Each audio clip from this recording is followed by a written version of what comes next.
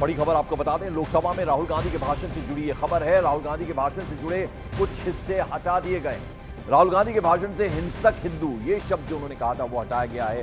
BJP के पास हिंदू धर्म का ठेका नहीं है, इसे भी रिमूव किया गया है। बीजेपी 24 घंटे नफरत और हिंसा फैलाती है, ये बयान का ये वाला हिस्सा भी हटाया गया है। मोदी जी नमस्ते नहीं करते, यानी ये तमाम जो उनकी तरफ से कहा गया राहुल गांधी की तरफ से, ये हिस्से उनके भाषण में से हटा दिए गए हैं और ये एक्शन लिया गया है। बीजेपी 24 घंटे नफरत और हिंसा फैलाती है, ये वाला पोर्शन हटाया गया। मोदी जी नमस्ते नहीं करते, इसे भी हटा दिया गया है। ये जो भाषण राहुल गांधी ने दिया था लोकसभा में और उनके जो भाषण से जुड़ी कुछ बातें हैं, वो हिस्से जो हैं वो हटा दिए गए हैं। और वो कौन कौन से हिस्से लगातार हम बता रहे हैं, जिसमें उन्होंने हिंसक हिंदू कहा था वो वाला शब्द हटाया गया है, वो वाला बयान हटाया गया। बीजेपी के पास हिंदू धर्म का ठेका नहीं है, इसे भी रिमूव कर दिया गया है। तो लोकसभा में राहुल गांधी के भाषण से जुड़ी इस वक्त की बड़ी खबर, जो उन्होंने भाषण दिया था उसके कुछ हिस्से जिसको लेकर ऐतराज जताया गया था वो हटा दिए गए। यतेंद्र शर्मा हमारे पॉलिटिकल एडिटर हमारे साथ बने। यतेंद्र, तो भाषण जो दिया था अब उस पर एक्शन हुआ है और काफी सारे हिस्से जिस पर एतराज था उन्हें रिमूव किया गया, उन्हें हटाया गया भाषण से।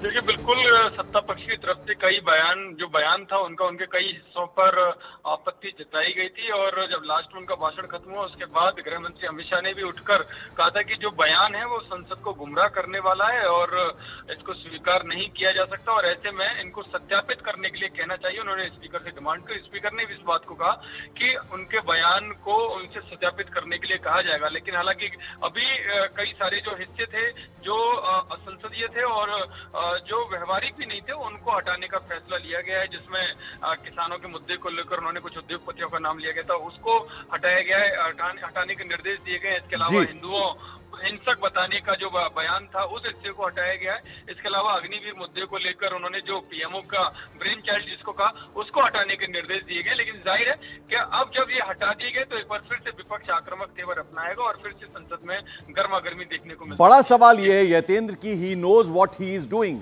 उनके तेवरों से इस बात का पता चलता है कि जो कुछ वो कह रहे हैं ऐसा नहीं है कि वो अनजाने में कह रहे हैं, उन्हें मालूम है कि वो क्या कह रहे हैं। हंगामा होगा ये बात भी उन्हें मालूम है और आज प्रधानमंत्री को जवाब देना है 5 बजे के आसपास, जैसा कि आप बता रहे हैं उसमें कुछ डिले हो सकता है, उसमें भी जबरदस्त हंगामा होने के आसार। देखिए, बिल्कुल जो राहुल गांधी का जो बयान था वो बिल्कुल पूरी तरीके से वो तैयार होकर आए थे, बयान लिखित में उनके पास था और उसके बावजूद भी सारी तैयारी के बाद यानी कि पूरी सोच समझकर ये बयान दिया गया था और एक मैसेज राहुल गांधी की तरफ से ही दिया गया कि विपक्ष जो तेवर अपना रहा है वो किसी भी हालत में सरकार को बख्शने के मूड में नहीं है, चाहे इसके लिए गलत तथ्यों का सहारा लेना पड़े। क्योंकि जब जब उन्होंने जिस मंत्रालय से संबंधित तथ्य बोले उसे संबंधित मंत्रालयों के मंत्रियों ने खड़े होकर उनके तथ्य को तथ्यहीन बताया था। उन्होंने कहा कि बेसलेस आरोप है और इनमें कोई भी सच्चाई नहीं है, चाहे वो अग्निवीर को लेकर बात हो, चाहे वो किसानों के मुद्दे को लेकर बात हो, चाहे हिंदुओं का मुद्दा, तो काफी जोर शोर से बीजेपी की तरफ से, सत्ता पक्ष की तरफ से उसका विरोध किया गया। उन्होंने तो लोकसभा स्पीकर तक को नहीं छोड़ा।